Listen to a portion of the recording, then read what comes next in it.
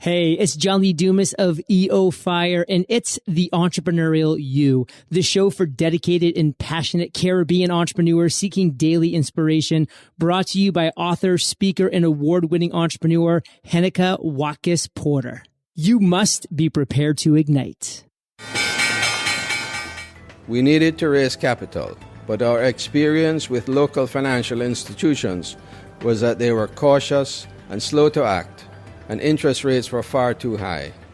We had real concerns about financing our business through outside equity investors and the possibility of interference. Could we get a fair valuation for our business? We had our own ideas about the business and its value.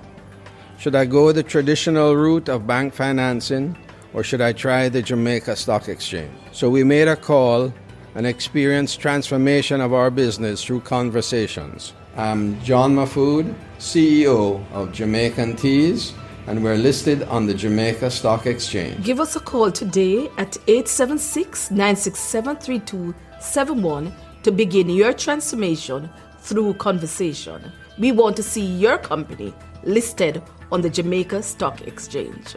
Coming up on this episode of the Entrepreneurial You. I love affirmations. Affirmations are key. Brian Tracy had one affirmation I use on the daily, and one of them is that today something special is going to happen to me. Something special is going to happen to me today. Something special is going to happen to me today. And it could be as small as you having no breath mints or chewing gums at a conference after a dinner or a lunch break, and you're asking someone else and they actually give you their last stick of gum or their breath mint, and it's like, yep, something wonderful is going to happen to me today.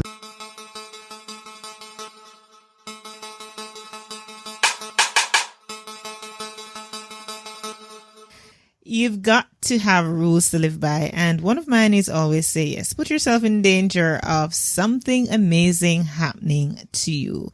Tom Bilyeu. Yes, that is actually a good quote to live by. Greetings, my amazing person, my amazing listener, my amazing peak performer community. I so appreciate you for joining me for episode 155 of the Entrepreneurial You podcast. I'm Heneka Watkis-Porter. Today's episode is with Dominique Brightmon. Dominique is an award-winning speaker and certified member of the John Maxwell Team. Dom hosts the Going North podcast, a top-rated self-help podcast that interviews authors from all over the world, and is also an author himself. His mantra is advance others to advance yourself. I'm looking forward, as we're going to be talking about going north, tips and techniques to advance yourself. Welcome, Dominique. Oh, thank you so much, Heneka. How you feeling? I feel good. All right.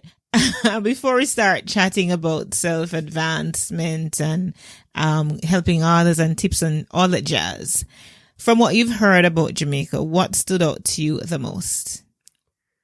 Oh, man, a lot of stuff stood out to me. The good weather, and to make sure you hide when rain comes, because rains can be ferocious down there here. Yeah, sometimes. And talk about good weather. I was in California the other day, and oh my gosh, believe me. And it wasn't severely cold, but for me, it was extremely cold, right? So yeah, good weather, good weather is great. Like I don't do well in cold at all. Anywho, let's talk about going north. We want some tips and techniques to advance, ourselves. We need to get ahead. We need to, move forward. We need to improve ourselves. Now, firstly, what does going north even mean? What's that? Yes, indeed. So going north is embracing your dreams while helping others to embrace theirs.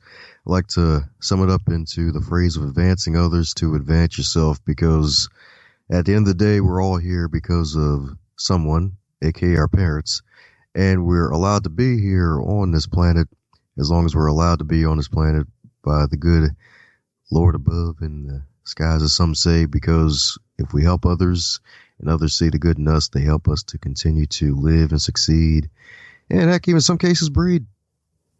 So isn't it just important to just know what you want, get ahead in life and forget everybody else and everything else? No, isn't that good enough?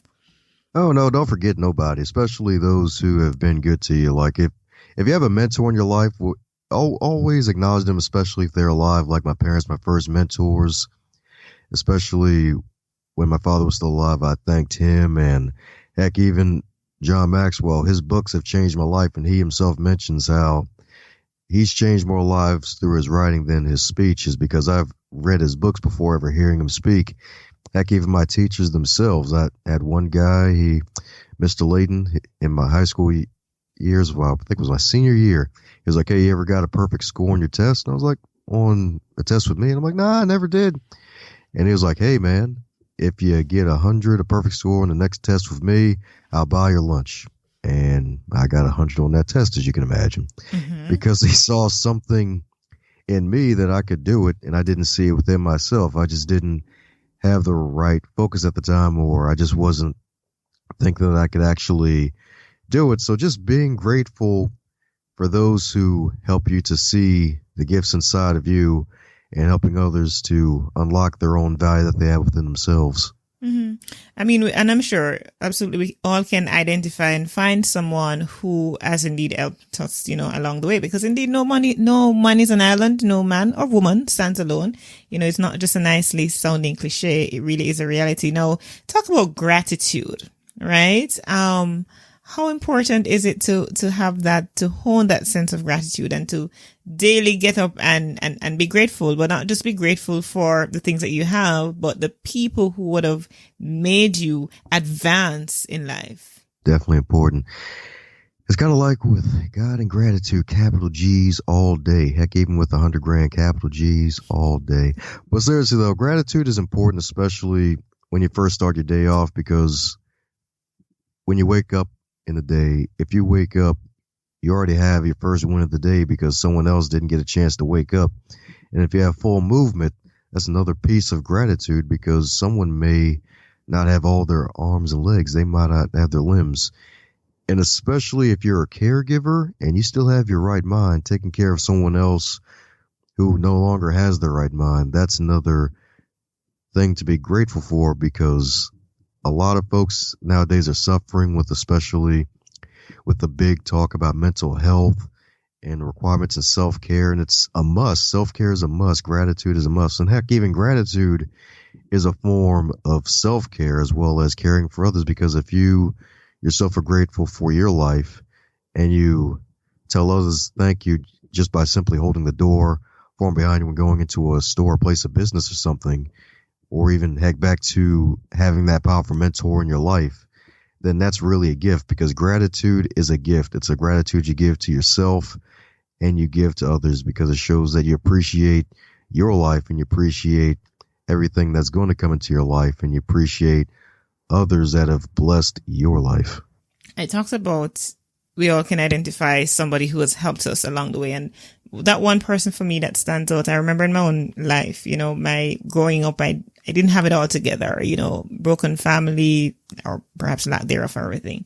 Didn't have it all together. But I remember this particular pastor who is now my friend, very dear friend of mine, who he was the one who, when somebody believes they're the best thing since sliced bread, and we all need that in our lives, that person for me was my former minister.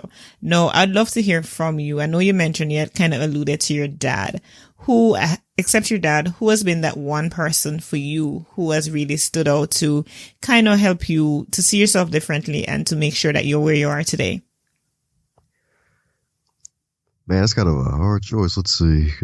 Because there's my dad. And then, heck, there's also my mom, too, because she's basically the first teacher in my life, my first ever, speech coach.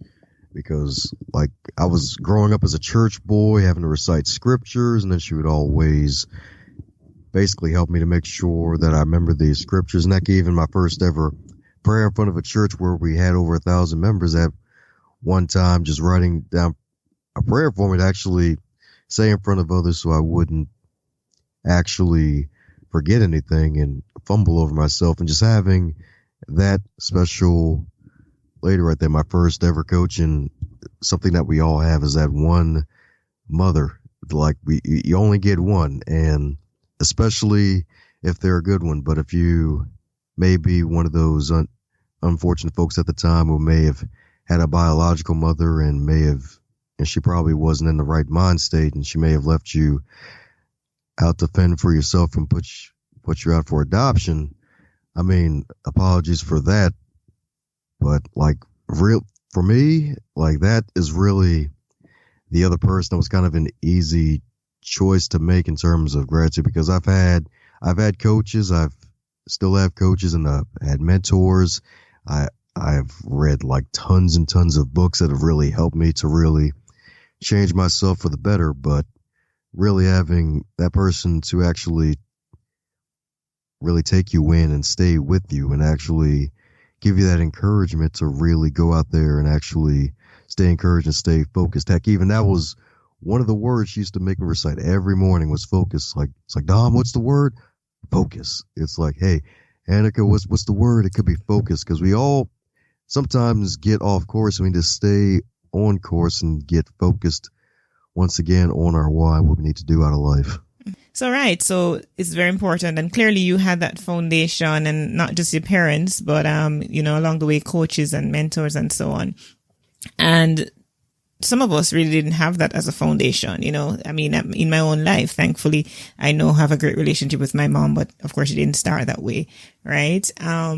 Because of circumstance. And when you look back, you give people grace because you recognize that where they were at some points in your lives, they perhaps were not in a place to make the best decision ever. And we all go through periods in our lives where we don't necessarily make the best decisions ever. So for persons who don't have that foundation, for help in self and to help them with their own self advancement and so on, what are some of the key principles and techniques and tips, not techniques, but tips that we can adhere to make sure that we move ahead? Yes, indeed. One of them is kind of easy. I may have alluded to it before, is reading great books by folks who've written those great books. Like John Maxwell is one person. Of course, Think and Grow Rich. That's another classic book that has helped thousands, probably if not millions of people to really change their lives for the better. And heck, even a guy by the name of Antonio T. Smith, he is a great author, wrote a book called So Happy and Grateful. And it's a thick book, but it's a fast read. And he himself, he's actually one of my mentors, because he himself, he was basically homeless at 6 years old. And he basically had to go to school and memorize his homework in book pages, because he didn't have the money for books, and he really didn't have anyone really there for him. So he had to basically memorize the homework. And lo and behold, down the road, he became a multimillionaire celebrity business coach for Les Brown, as well as a preacher out in Galveston, Texas, because he really stayed focused on what he wanted to create out of life. He was living out of trash cans, but now he's no longer living in trash cans. He's actually helping folks to become millionaires in life. It's just reading books and inspirational stories of folks just like that can help. Encouraging others, like giving out random compliments to folks you may see when you're out and about, like, hey, if someone may have a nice dress or sunglasses or a kind word with someone, heck, even a smile, because some folks haven't had anyone smile at them all day or even have eye contact with them all day, because a lot of folks may see the news and they get the bad part of the world. And heck, even that will probably be another tip as well, is to avoid the news altogether, because especially if you watch it so much at times of the day as to start off your day, it's kind of like a hypnosis box. It's really programming your mind. No wonder they call it television programming, where they're programming your mind to think a certain way, to speak a certain way, and move a certain way. Well, you can always program your mind to move in a different way, because you are the captain of your ship. I've had to done that through the rave method, where I had to read great books again, and also audio immersion, listening to great podcasts like this one, and also the visual stimulation, visualizing where you want your life to be and keeping positive visual images in front of you as much as possible. And of course, the E with encouraging others and yourself. And sometimes you have to encourage yourself to continue because, yeah, it's great to wake up, but there's some days where you're like, oh, God, I'm so freaking tired. And it's like, you know what? I got to get out there and make this happen. I have to go back to that why. Like for me, my why is family. For the person who's listening right now, your why could be different. So those are just a couple tips for folks going through. Not only other folks need encouragement, but you yourself as a well, and folks coming to you metaphorically to draw from you with your time, your attention, and sometimes your money, depending on the person. Like you're going to have to keep your well full of water and encouraging yourself and making sure you're full before dropping water into everybody else's glasses. Mm-hmm. So talking about encouraging yourself, right? That is very, very key because it doesn't matter who we are. There are times if we're not careful, we get burnt out, we get like frustrated and why am I even doing this? And as purposeful as you might be and think that you are, we all get to that point, right? So how do you encourage yourself, Dominique? Yes, indeed. I love affirmations. Affirmations are key. Brian Tracy had one affirmation I use on the daily, and one of them is that today something special is going to happen to me. Something special is going to happen to me today. Something special is going to happen to me today. And it could be as small as you having no breath mints or chewing gums at a conference after a dinner or a lunch break, and you're asking someone else and they actually give you their last stick of gum or their breath mint, and it's like, yep, something wonderful is going to happen to me today. That's one of them.